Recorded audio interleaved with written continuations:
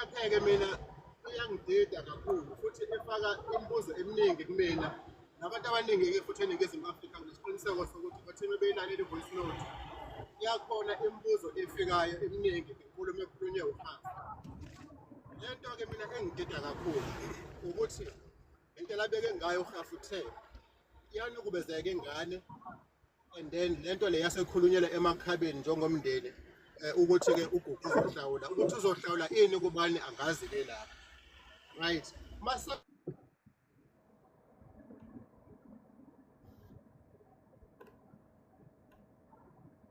kwenzekile-ke lo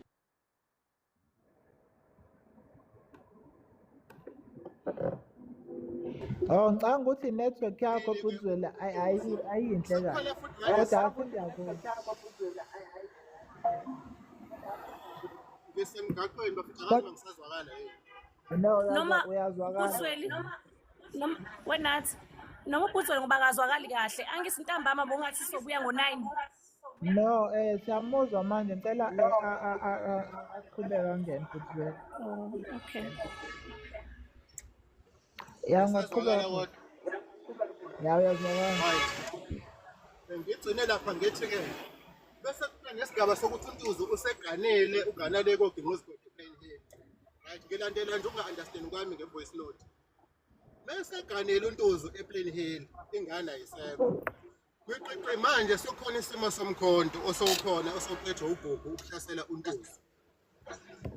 Lo mkhonto uqhamuka uNtuzu uhamba wahlasela emzini wakhe noma uhlaselwa khona la ekhaya usebuye nini ukuba la ekhaya uNtuzu.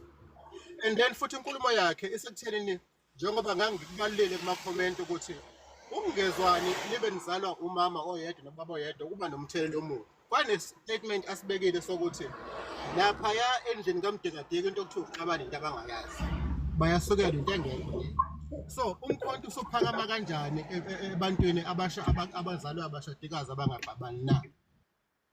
Iphinde iqhubeke inkulumo yakhe. Ekuqaleni wa-accuse uGugu ukuthi ulenzele icala kwakhulunywa as umndeni. But futhi uma selalela inkulumo yakhe emveni kwaso sonke lesikhathi uthi yena bebesalindile ukubona ukuthi uGugu wayenza yini lento noma cha noma akayenzanga. Angazi noma nizwile lento yophathi leyo noma mhlambe mina ongayi-understandi kahle leyo nto. Inkulumo ebengizizwa kule voice note eziphuma kuHafu. Iyangidida-ke lento-ke ngoba mina umthetho angiwazi. Ngingafike ngivulele icala le-rape manje bese liyekwa lingakhulumi. Ekuhambeni kwesikhathi bese kuzoba khona ukuxabana kwami nomuntu oyekade ekhulume ngecala nami. Uma sesixabana nalo muntu icala eselivuka manje selibhekana nami sokuyile rape akusona ne-assault. Lishintsha kanjani icala le-assault liyoba i-rape? And ecourt kuyiwe nini kovula icala le-rape? Kuyiwe sokuqhatsheni kwaphakanyiselwana imikhonto na noma lento lecala le-rape lavula before kuphakanyiselwana imikhonto na? I-misunderstanding yami lapho.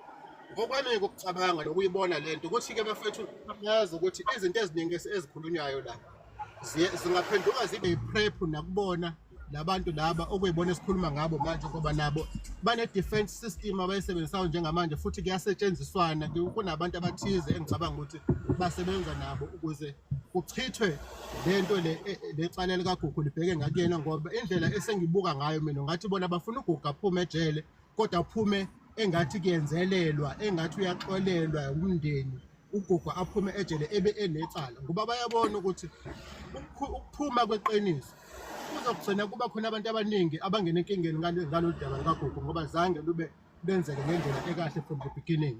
So engicabanga ukuthi-ke manje into eseyilwelwa ukuthi uNtuzu akabe safe onina wengane, ingane ayibe safe, le state asingasiwishwa according to i-statement bona asebesiphethe njengamanje.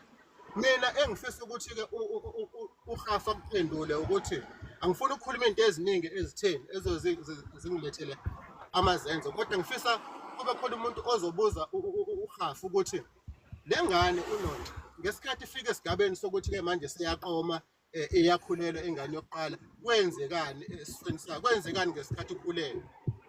Amaphi ama-complications abakhona?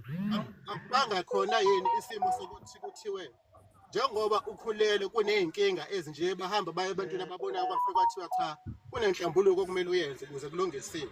Akasichazeleke uhafu ukuthi eyiphi le nhlambuluko-ke ingane yayikhipha emva kwalokho ukuze igcine seyizele ingane yayo ingabi nankinga. Ukuphi ukuhlambuluko kwabakhona? Yahlambuluka ingane yathini? Bathini bona bewumndeni emva kwalokho? Ize siqedeke indaba ukuthi ingane yalukhuluma iqiniso. Thina engingakhuluma engifuna ukuthi abantu bakwazi ngoba nginemibuzo eminingi eyokuthi umphakathi wawuthuleleni. Bakithi ngifuna lazi ukuthi thina asihambisani nokuhlukumezeka kwabantu besifazane ney'ngane. Sasingeke si-entertain indaba ukuthi kuthiwe uGugu udlengulile bese thina sithathe i-personal figure yakhe or i-personal structure noma indlela esim-understanda ngayo sithi cha guys lento ikhulunywayo ayikho. Kwakumele ukuthi sikulalele okushiwoyo umthetho uyidlala indima yayo noma wasabamba ngenzansi sonke kodwa sesigabe ngokuthi uma kukuthi uGugu kwenzile lokho uzokujezela. Asimboni thina ekufanele lokho kodwa uma kuthiwa ukwenzile it's fine. Waboshwa uGugu sathuka kanjalo yahamba iminyaka. Into enhle yareza indlebe kuthina namehlo ingesikhathi sokukhona sokuspreadeka ukuthi hayi ingane seyikhuluma kunye manje ngokuboshwa kwamalume wayo. Lento ke manje eyafika phinde futhi yafaka ingcindezi kubantu ukuthi ke manje njengoba uGugu ehlezi lapha sekuvele ukuthi akazange ayenze lento. Kumele kube khona ama-processes enziwayo ukuthi akakhishwe. Imibuzo beyifika futhi ke ukuthi uma ngabe khishwa uzokhishwa ayohlala laphana kaMdikadika yena uGugu noma kuzomela ayohlala esithotsheni ngoba uma kuthi kumele akhishwe ayohlala lapha bazohlalisana kanjani. Yabona? So ezinye zeyinkinga ke ebezifike zibe khona ke kithina ekuthenini lezi zinto zikhulumeke nanokuthi ngale ngasekhaya kunalento ukuthi indaba zemizi yabantu azingene noma kuyizihlobo whatsoever kodwa indaba zemizi yabantu ziyazingangena. Thina siyazingena manje ngoba siyayibuka lento ukuthi ibhlungu kangakanani. West part sithole opportunity thina yokuthi sikwazi ukuthi siyikhulume ngoba ikwazile ukuvela ngale ndlela evele ngama-social platforms. Kwakwazi ukuthi ke sibe nendlela ukuthi nathi singakhuluma ngale nto le ngoba nathi singamazi lo muntu siyayazi into okukhulunywa ngayo siyizwile futhi yabo. Otherwise ukuthi bengazange ngibe khona le video bekuzoba nzima ukuthi kube khona ukuthi kukhulumeke le ndaba ngale ndlela ekhulumeka ngayo. Futhi ukuthi le ngane ayizange ifike esigabeni sokuthi ikhulele kuze kube nama-complications. Ingabe ayizange mhlawumbe ivele le ndaba ukuthi kanti vele kwayesekuqaleni azange enze lutho uGugu. But njengamanje sokukhulumeka ukuthi yenzeka lento njengoba ekhuluma nje nomfowethu lo ngale ndlela akhuluma ngayo. Kuyasiconfuse ke thina singabantu ukuthi kanti beyisukephi yona kwayona le ndaba ukuthi kube khona isimo sokuthi le ngane ilikhuluma iqiniso ngale ndlela elikhulume ngayo. But-ke okuningi engingakusho ukuthi engicabangayo ukuthi ukuyibona abaliphethe leli cala sebeke baxhumana noGugu njengoba sike sathola khona la enkundleni zokuxhumana. Banayo information esolid from uGugu ukuthi icala liqale kanjani from the beginning. Kuningi okwaziwa abaphethe icala njengamanje esingakwazi thina as public. And enginesiqiniseko sako ukuthi nabantu abaphethe icala sonke siyabethemba ngoba sokunemiphumela eminingi abayenzile ukuphathwa kwamacala afana nalawa. Ngakho-ke sinako ukuthemba ukuthi uma kukuthi kukhona iqiniso elingekho ngalento bazokwazi ukuthi bakurivile lokho. Uma futhi kuwukuthi lento le ekhulunywayo okuthiwa yenzeka ayikho bazokwazi futhi ukuthi babuyele kuthina basi-expose ukuthi guys ayikaze yenzeka into enje ukanje kanje. Angazi uma sengigante kakhulu nibafethu ngizocela ukwehlela ngenzansi ngoba khona nami ngisendaweni endlela. Kodwa ngicela ukuvula nje nombuzo owodwa ukuthi ingane ihlela bani? Alo? Ngicela ukubuza ukuthi ingane ihlela bani ukuthi icala ukuthi imfuku akamdlengulanga sindisho nje ukuthi ukhona nimtshelayo lo lapha ekhaya. Ukufika kwalento ke thina ngizothi siwumphakathi ukuthi kwaba khona inkinga yabakhona nje bengingachaza ngendlela eyafika ngayo kumina ukuthi kwaba khona inkinga yokukhulula kwentombazane yaba ney'nkinga okuyiyona nto eyagcina seyenza ukuthi-ke akahlambuluke ukuze akwazi ukuthi azale kahle ingane yakhe.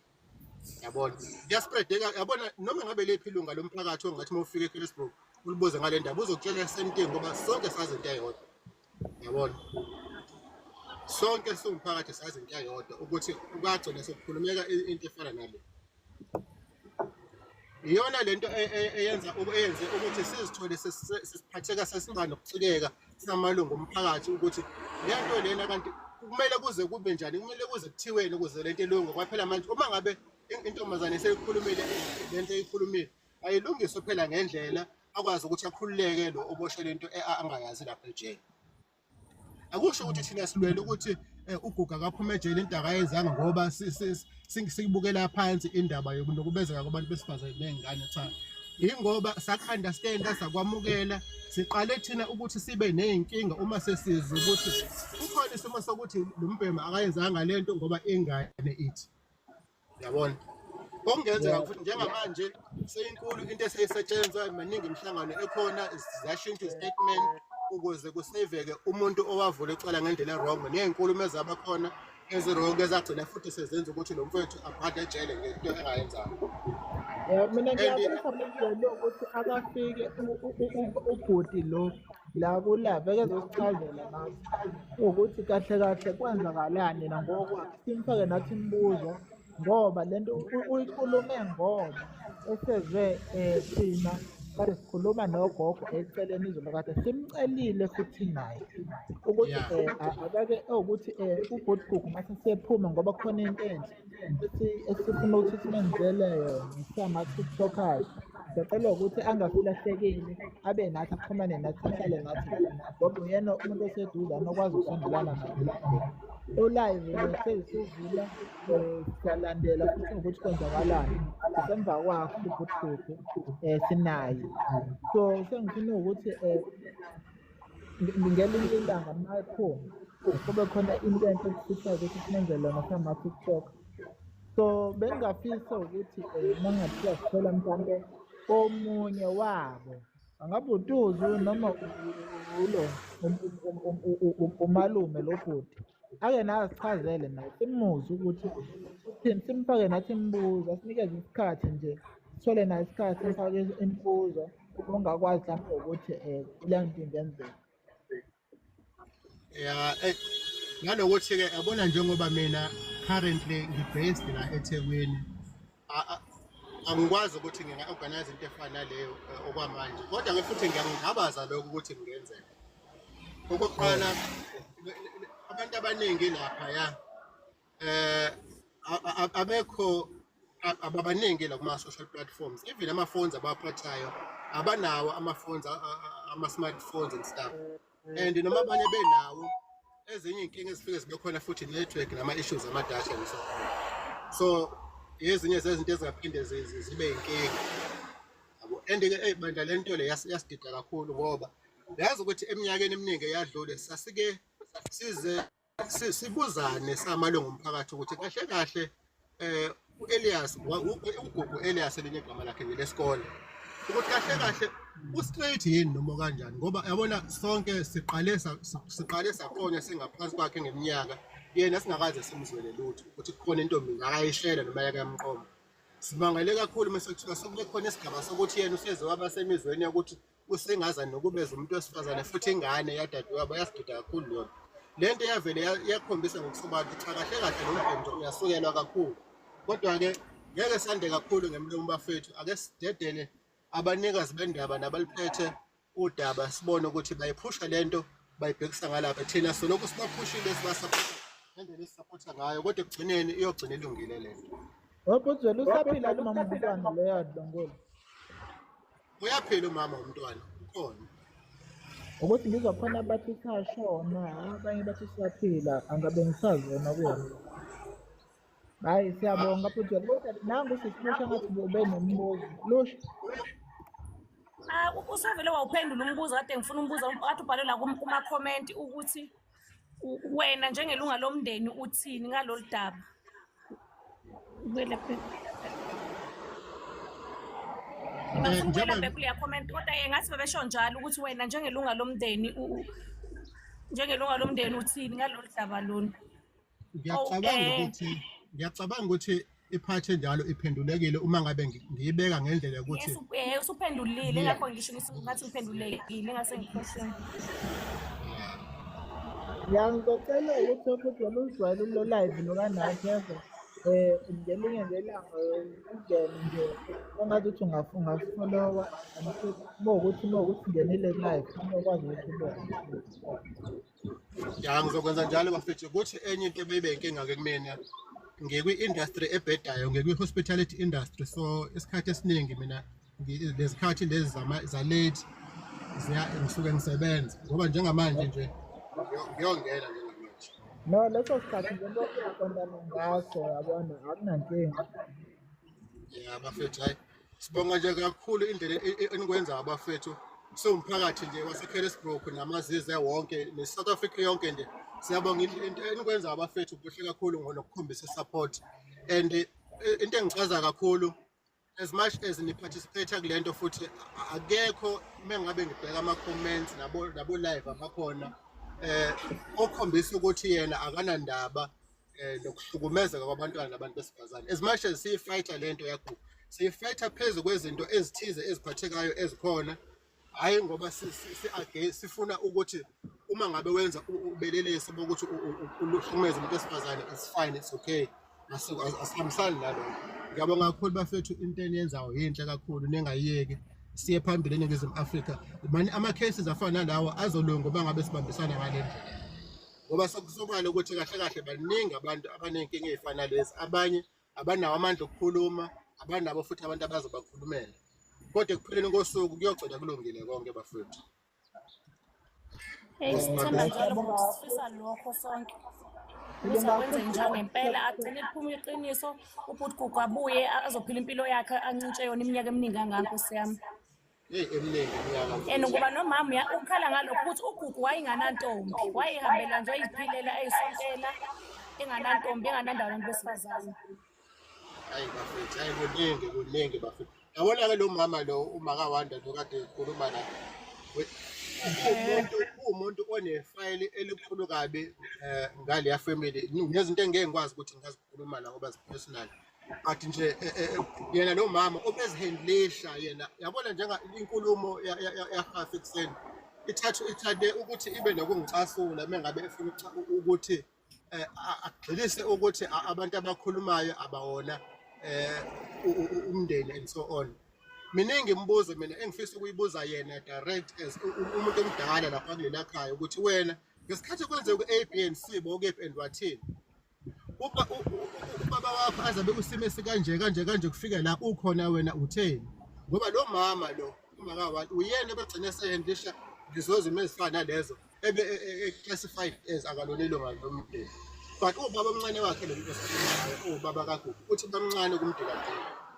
Kodwa anyway angifuni ukungena kakhulu kulezo bafethu, ngicela ukuthi nje ngehlele ngenzansi ngibonge isikhathi senu, nibe right bafethu, nibe nobusuku obuhle.